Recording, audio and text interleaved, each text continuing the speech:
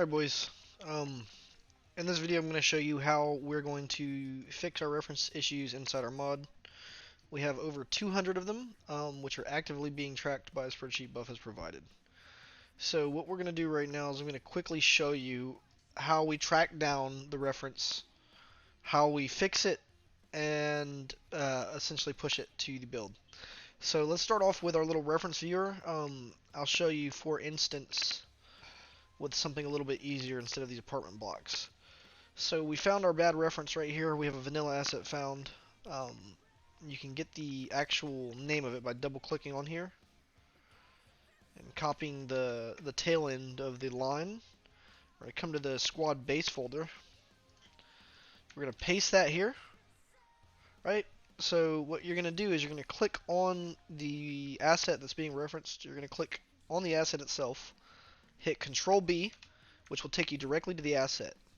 Alright, so now we have our vanilla asset lined up. What we need to do is go into our A&E base content folder, and we need to duplicate the same folder structure that they're using in base squad. Now I know this is a pain in the ass, but I think if we do this together we can accomplish it.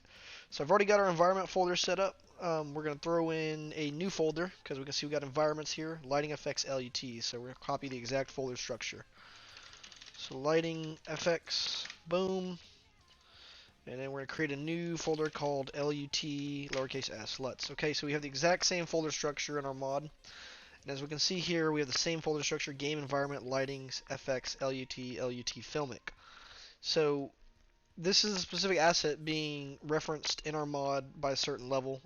LUTs are basically just visual color grades. So what we're going to actually do is right click on our asset in the content folder.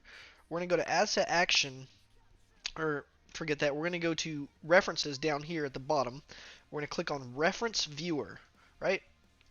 Okay, so anything that says game / environment you don't got to worry about. What we're primarily concerned about is right here, A&E base. So we are referencing this specific asset on this specific map. So what we want to do is, now that we see where this asset is being called, we want to duplicate it by clicking and dragging into our folder. We're going to hit copy here. Alright, cool. So we've got the asset added. Now what we have to do is open the map. So we're just going to right click on our reference. We're going to click edit. So this should open the map in question. And we're going to have to find the said asset, which is this LUT. And we're going to go in, we're going to swap this reference out with this reference.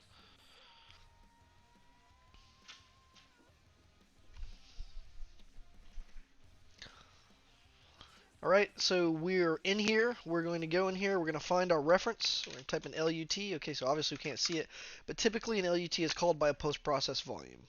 You'll come to find this the more you work in the editor, but post-process alters the color and the looks of a map.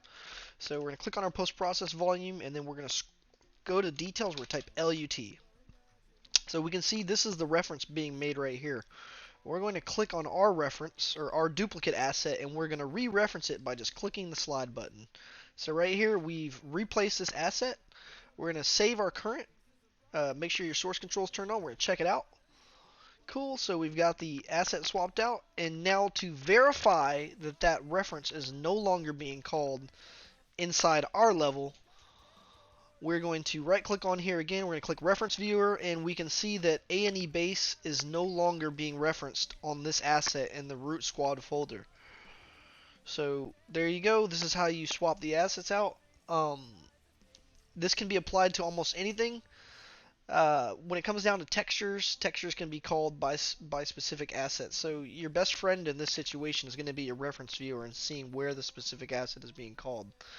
So for instance, LUT warm is also being called on a level. Let me go ahead and knock this one off of the tracker. So now that I've got that reference for Filmic 5 swapped out, we're going to go in here. We're going to tap the color button. We're going to set that to green, showing that, hey, we fixed this reference. It's ready to go. So let's find LUT warm. We're going to do this again. We're going to do reference viewer. All right. We can see that we're being called by procedural building generation maps demo ghost city. So with maps that we're not really using, we can nuke these. This also gives us an opportunity to clear down some file size. We can go here. Instead of actually opening this, we're going to browse to this asset and we're going to delete this because we do not need this this map. This map isn't used. It's part of a content pack, so we're going to delete it. My computer might seize for a minute while we delete it because it has to cache the shaders. But let's do that real quick.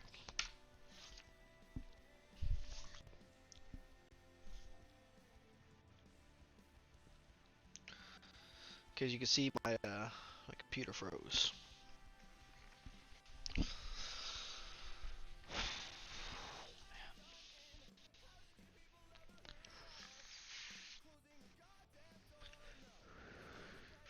Alright, we're going to end this first part of the video here while this asset deletes, but if you guys have any further questions about specific references, these right here, specifically these textures, they're going to be called in probably multiples of our materials, so we're going to have to reference you those from the root folder and actually find them and duplicate them and extract them, but I've kind of laid the groundwork here for what needs to be done.